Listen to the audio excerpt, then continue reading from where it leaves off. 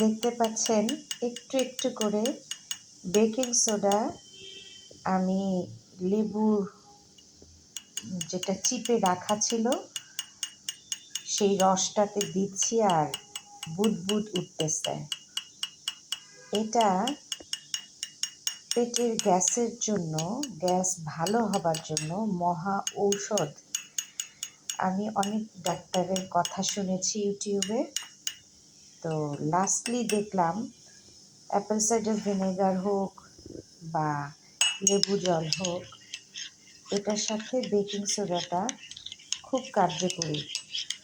আর তো আমি যেহেতু প্রাকৃতিক জিনিসটাকে খুব পছন্দ করি, মেডিসিনটাকে অ্যাভয়েড করার 100% চেষ্টা করি।